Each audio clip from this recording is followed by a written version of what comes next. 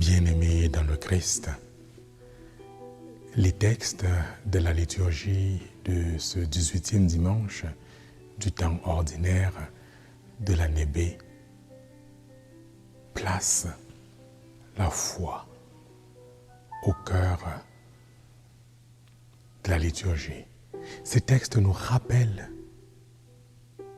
ou plutôt attirent notre attention sur la foi en Dieu.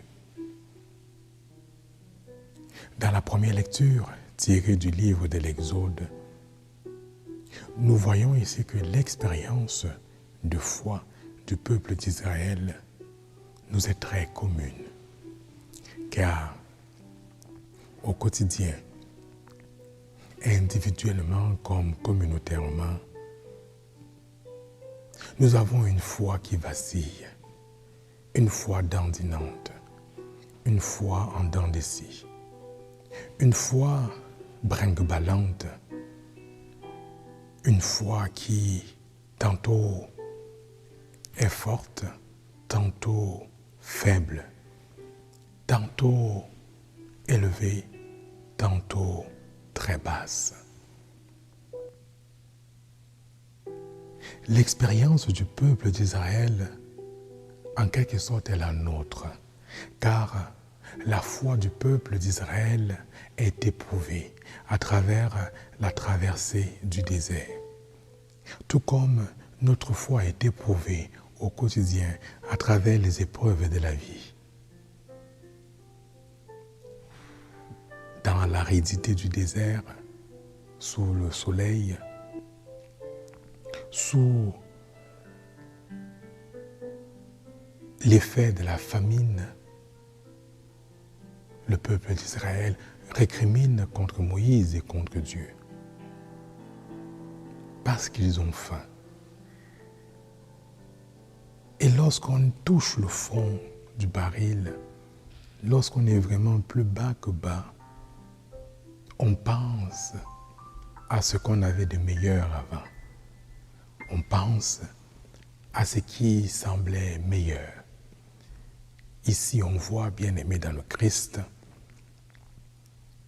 que le peuple préfère l'esclavage en Égypte. Au moins, il y avait de la viande, il y avait de la nourriture, on pouvait manger jusqu'à satiété. Oui, bien-aimé dans le Christ, lorsque les épreuves de la vie nous écrasent, comme le peuple d'Israël, nous pensons à l'époque, à autrefois, où c'était mieux. Mais nous oublions, bien-aimés, dans le Christ, que notre Dieu est un Dieu libre qui nous veut libres. Le peuple qui récrimine contre Moïse et contre Dieu, qui se souvient qu'ils avaient de la viande en Égypte, oublie complètement combien ils criaient vers Dieu lorsqu'ils souffraient sous le poids, sous l'influence, sous les fouets des Égyptiens.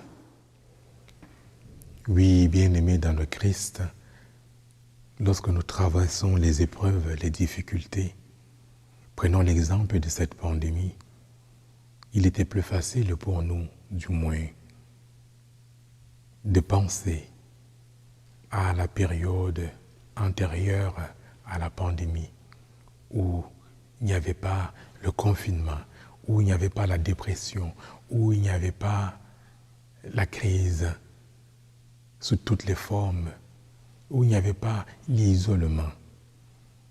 Oui, bien-aimé dans le Christ, le Seigneur, à travers le signe qu'il donne, le geste qu'il pose, amène le peuple d'Israël à mettre sa foi en lui, à croire qu'il s'est engagé avec lui, que si il a fait sortir du peuple d'Égypte, c'est pour sa liberté, cette liberté que ce même peuple a demandé. Car ce peuple a crié vers lui pour être libéré. Comment cela se fait? Comment cela se fait-il que ce peuple récrimine contre Moïse et contre Dieu alors qu'ils ont vu le miracle de la traversée de la mer Rouge à pied sec.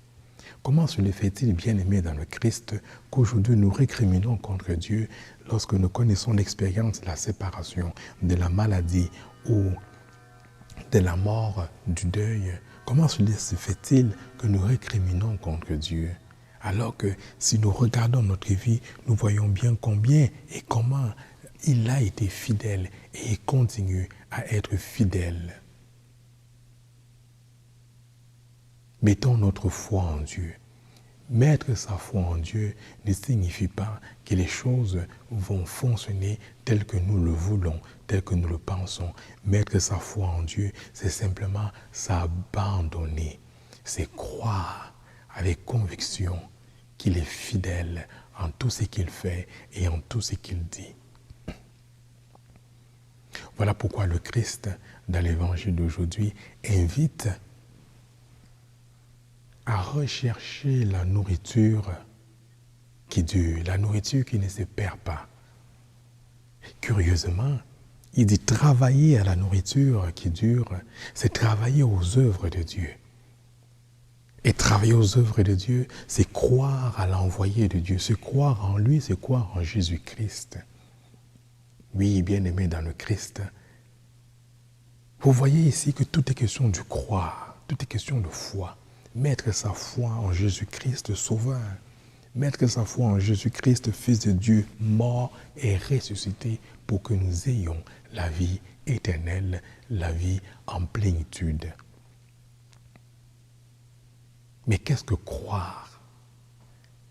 On voit donc ici, bien-aimé dans le Christ, à travers l'expérience du peuple d'Israël dans le désert et à travers l'invitation du Christ à croire en lui, que la foi, c'est comme un muscle qui se travaille, qui s'entretient. Un muscle qui ne travaille pas s'atrophie.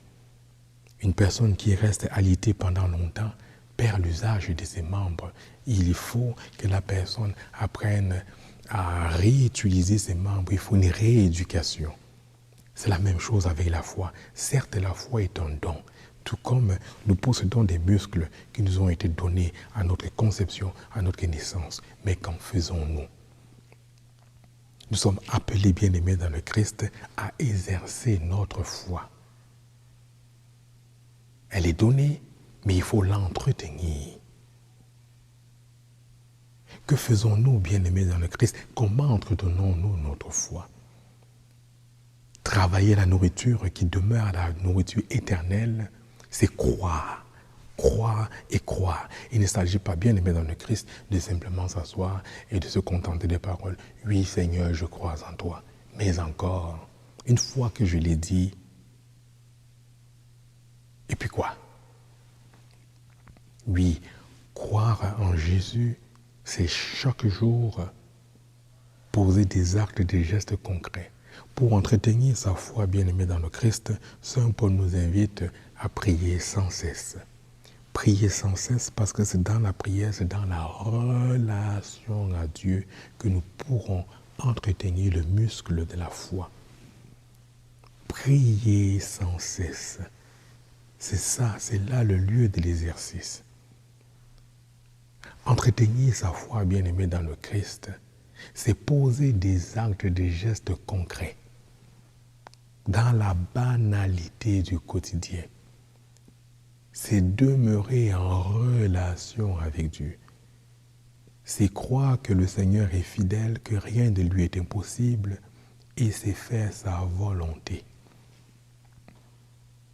J'ai des difficultés, je me tourne vers le Seigneur avec confiance et lui dis, Seigneur, je crois en toi. Je suis avec toi, car je sais que tu es avec moi. C'est poser des gestes concrets, c'est, comment dire, c'est rendre Dieu, le Christ, présent dans ma vie, dans tous les aspects de ma vie, sans peur, sans tri. C'est ouvrir tous les tiroirs de ma vie au Seigneur. C'est l'embarquer dans toutes mes expériences quotidiennes, tant professionnelles, amicales, familiales, conjugales et tout ce que vous voulez. exercer sa foi bien-aimée dans le Christ. C'est dans la prière, dans le concret du quotidien. C'est simplement s'abandonner dans un esprit d'humilité. C'est abandonner l'homme ancien. Voilà ce que nous dit Saint Paul dans la deuxième lecture de ce dimanche. C'est arrêter de se comporter comme des païens, comme des hommes et des femmes qui passent leur temps à